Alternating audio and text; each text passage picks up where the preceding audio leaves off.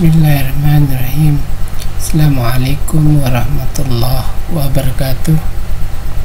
Anak-anak, bertemu kembali dengan Pak Guru di video pembelajaran yang keempat.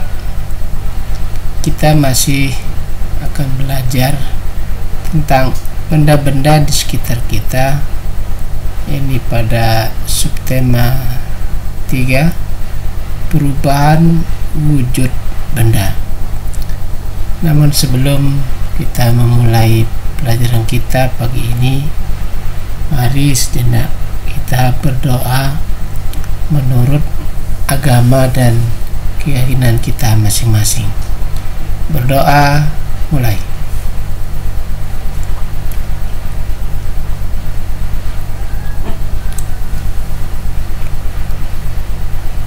Berdoa selesai. Anak sekalian,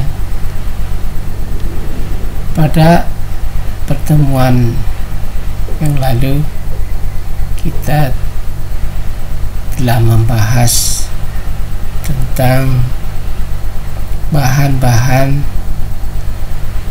pembuat benda. Masih ingat pada pembelajaran yang lalu? Ya, diantaranya kemarin kita pernah membahas tentang bahwa meja, kursi itu terbuat dari bahan dasar apa? Kayu. Ya, bahan dasarnya kayu. Namun pada pagi ini kita tidak akan berbicara tentang itu, namun kita akan berbicara atau akan kita belajar tentang hal lain. Coba perhatikan gambar yang ada. Perhatikan gelas yang berisi air es. Apa yang terjadi pada bagian luar gelas? Apa yang menyebabkan hal itu terjadi?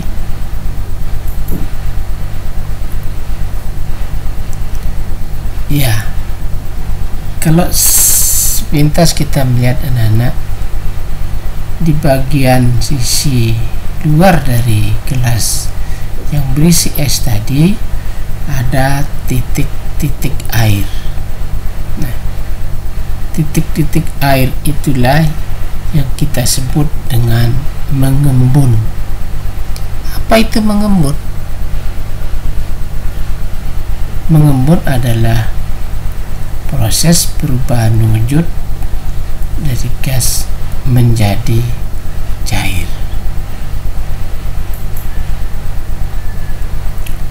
Anak sekalian, ada dua contoh peristiwa mengembun dalam kehidupan kita sehari-hari. Ketika kalian memasukkan pecahan-pecahan es batu ke dalam gelas, sisi luar gelas mula-mula kering. Beberapa saat kemudian, sisi luar gelas tersebut terdapat bintik-bintik air seperti yang ada pada contoh tersebut. Yang kedua, peristiwa ketika kalian naik mobil pada saat cuaca cerah, kaca jendela mobil bagian dalam kering. Ketika hujan turun, kaca mobil bagian dalam menjadi buram. Apabila kalian menempelkan telapak tangan pada kaca, telapak tangan menjadi basah. Bagaimana kedua peristiwa itu dapat terjadi? Nah, anak sekalian, udara di sekitar kita itu banyak mengandung uap air. Ketika uap air bersentuhan dengan benda-benda yang lebih dingin atau suhunya rendah, maka perubahan menjadi titik-titik air. Tadi tetes-tetes air di sisi luar gelas bukan berasal dari dalam gelas, akan tetapi tetes-tetes air berasal dari uap air di sekitarnya. Nah, sekalian, kalian telah membaca penjelasan di atas. Adakah kata-kata yang belum kalian pahami? Nah, baik, kita akan berdiskusi tentang memahami arti kata-kata sulit yang ada pada bacaan tersebut. Lalu tugas selanjutnya kalian masukkan ke dalam tabel yang telah disediakan pada kolom berikut ini. Misalkan saja setelah didapatkan kata-kata sulit tadi, lalu kalian masukkan ke dalam tabel seperti ini. Nomor 1 misalnya, apa yang tidak kalian tahu, misalnya kata proses. Kemudian yang kedua ada istilah embun, ada cuaca, ada suhu, ada uap, dan lain sebagainya. Ini ada 5 contoh. Nanti yang berikutnya bisa kalian tambahkan, misalnya 6, 7, 8, 9. Yang ke-6 misalnya kalian jumpai kata menguap. Apa itu menguap? Maka kalian bisa belajar mandiri mencari artinya pada kamus bahasa Indonesia jika kalian punya, atau bisa juga menggunakan kamus secara online ya. Anak-anak sekalian, sekarang kalau kita artikan apa itu arti proses, ada yang bisa?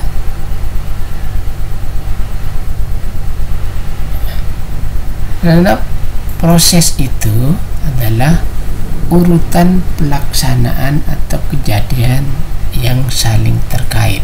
Nah, itu kita sebut dengan proses. Kemudian, apa itu embun? Ya, embun adalah uap air yang mengalami proses pengembunan, yaitu proses perubahan dari gas menjadi cair. Selanjutnya, cuaca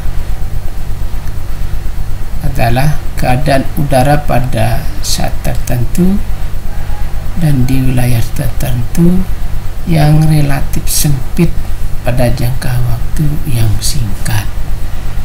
Contoh misalnya kita di Sumatera saat ini, cuacanya panas.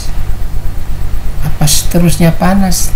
Tidak. Maka di sini dikatakan dalam jangka waktu tertentu atau singkat. Itulah cuaca. Berikutnya Nana, suhu. Apa itu suhu? Ya, suhu adalah merupakan besaran yang menunjukkan derajat panas suatu benda. Dan yang terakhir adalah uap. Uap adalah titik-titik dari benda cair di udara. Itu kita sebut dengan uap. Nah, anak-anak sekalian, kalian perlu mengetahui contoh lain tentang proses mengembun. Sekarang kita akan lakukan percobaan berikut ini. Sediakan alat dan bahannya yang berupa gelas berisi air panas atau hangat. Kemudian tutuplah gelas tersebut dengan tutup gelas. Biarkan 1-2 menit. Setelah itu, bukalah tutup gelas tersebut. Kalian perhatikan apa yang terjadi di permukaan tutup gelas. setelah dibuka, apa yang terjadi pada tutup gelas ini? Kalian akan melihat ada titik-titik air. Nah, itulah yang kita sebut tadi dengan mengembun. Iya. Anak sekalian, kamu telah melakukan percobaan dan juga membaca dari buku paket tersebut. Coba sekarang tugas kalian adalah melengkapi bagian-bagian berikut ini. Nah, coba sekarang mengembun. Apa definisi mengembun tersebut? Kemudian contoh peristiwa mengembun sehari-hari. Ini kesimpulan dari percobaan kalian tadi dan dari hasil pembicaraan tadi. Apa itu mengembun? Ada yang bisa? Ya, mengembun itu adalah proses perubahan wujud dari gas menjadi cair. Contohnya apa saja? Tadi ada dua contohnya. Yang pertama, air panas di gelas, jika ditutup maka permukaan tutupnya akan mengembun. Dan yang kedua, kaca mobil saat hujan, maka bagian dalam ada titik-titik air. Iya, benar sekali. Selanjutnya, anak-anak, Siti dan teman-temannya baru saja melakukan percobaan di dalam kelas. Percobaan di kelas menggunakan es batu dan air. Ternyata lantai kelas menjadi basah. Siti meminta bantuan petugas kebersihan sekolah untuk mengeringkan lantai kelas. Petugas menggunakan kain pel dibantu Siti dan teman-temannya. Apakah di sekolah mempunyai petugas kebersihan? Atau di rumahmu juga mempunyai petugas kebersihan?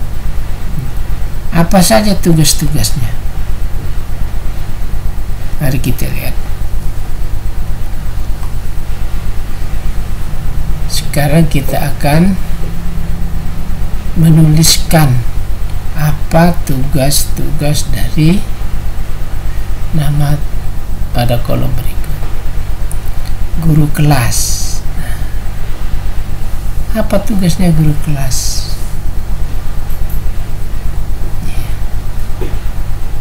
Antaranya adalah mengelola pembelajaran di kelas dan menyelenggarakan administrasi kelas.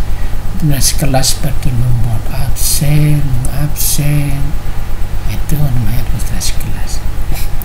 Nah, terus selanjutnya di sekolah juga kita punya kepala sekolah. Apa tugas kepala sekolah atau peran kepala sekolah? Ini kepala sekolah berperan mengatur semua kegiatan yang berlangsung di sekolah.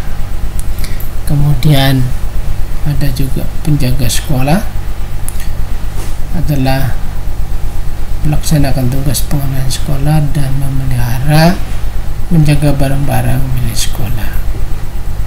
Dan berikutnya petugas perpustakaan, mengurus pelayanan perpustakaan, membuat peraturan di perpustakaan, membuat perencanaan, dan untuk menggandakan buku. Petugas tata usaha sekolah, mengurus kegiatan tata usaha dan kegiatan administrasi di sekolah. Terakhir, guru penjas. Apa penjas? Pendidikan jasmani dan olahraga dan kesehatan. Sekarang kita kenal dengan istilah PJOK. Apa tugasnya? Itu mengelola pembelajaran pendidikan jasmani di sekolah.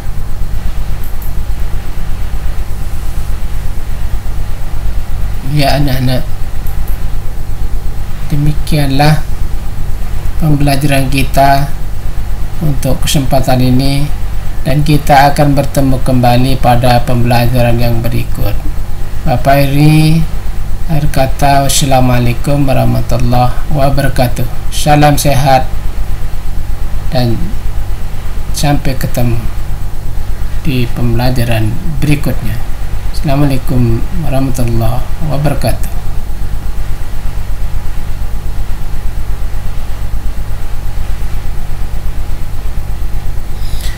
Demikian anak-anak pelajaran kita untuk kesempatan pagi ini, dan kita akan bertemu kembali di pembelajaran berikutnya.